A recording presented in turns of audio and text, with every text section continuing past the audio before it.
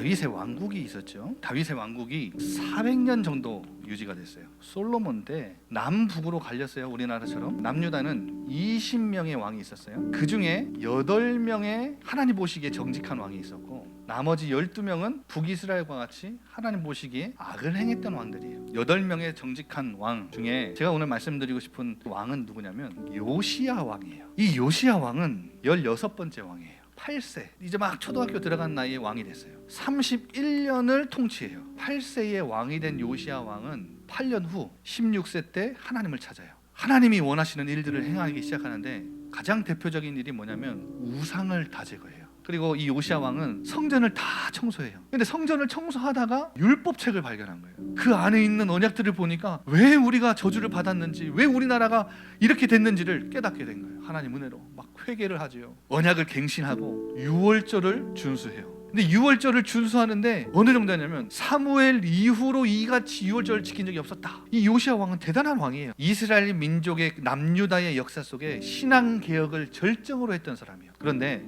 17제부터 20번째 왕까지는 다 여호와 보시기에 악을 행했던 왕들이에요. 요시야 왕 이후에 그의 아들들이 나라를 다스리는데 완전 곤두박질을 쳐요. 그 아버지가 했던 것도 다 봤을 텐데 하나도 따라하는 왕이 없어요. 17번째 왕을 소개하겠습니다.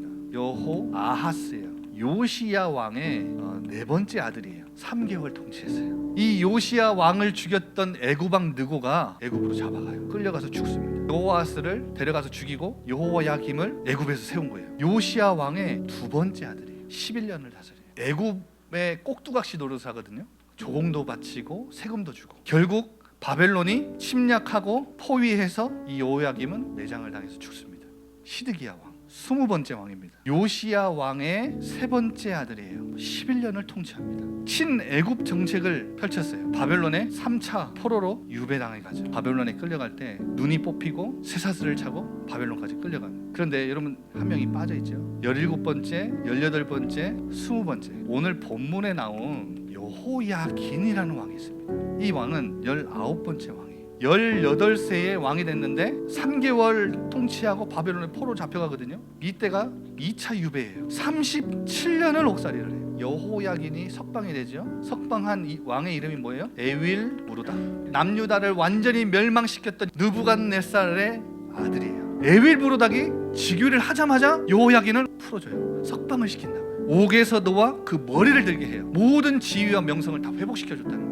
호의와 친절을 베풀 뿐만 아니라 바벨론에 있는 왕들보다 가장 높은 지위에 딱 올려요. 그리고 죄수의 의복을 벗게 하고 평생 왕 앞에서 양식을 먹게 해요. 바벨론에서 평생을 먹고 사는데 전혀 지장 없이 그와 그의 자녀들이 요시야 왕 이후에 곤두박질을 치잖아요. 완전 암담한 미래로, 캄캄한 미래로 다 끝난 것처럼 보이는 그 절망의 순간에, 그 캄캄한 터널을 지나는 절망의 순간에 막막한 현실 앞에 하나님은 유다가 멸망하기 직전에 다윗의 후손을 바벨론 포로로 데려가셔가지고 거기서 보호하고 계셨던 거예요. 코로나 때문에 힘들다고요? 코로나 학번이라서 어렵다고요? 혹은 여러분 암담한 미래 때문에, 막막한 현실 때문에 캄캄해서 여러분 너무 어렵다고요? 요즘 친구들 이생망 이런 단어 많이 써요. 이번 생은 망했다고요? 언약 안에 있는 사람들은 어림도 없는 소리입니다.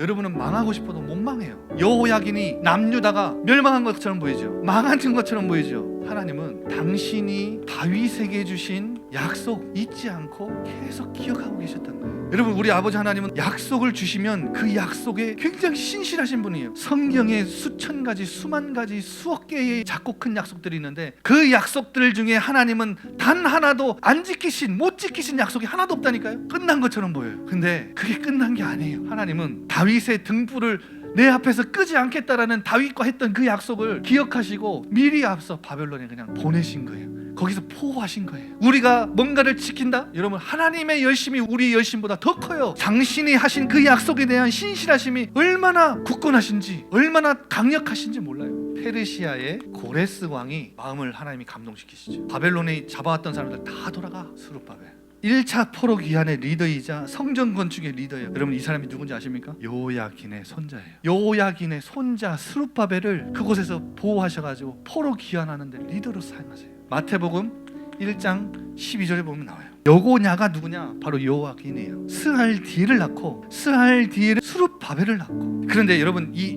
마태복음 1장의 이 이름들, 계보들은 누구의 계보예요? 예수 그리스도의 계보예요. 하나님은 다윗의 등불을 영원히 끄지 않으세요. 우리 하나님은 신실한 하나님이신데 언제까지 신실하신 분이시냐? 영원히 신실하신 분이시죠. 성취될 언약은 가만히 두시지 않는다는 거예요. 앞으로 성취하실 언약이 뭐예요? 세계복음화. 하나님의 나라가 이 땅에 확장되는 거예요. 세계복음화, 하나님 나라의 언약은 지금도 하나님이 이루어가고 계시는 언약이에요.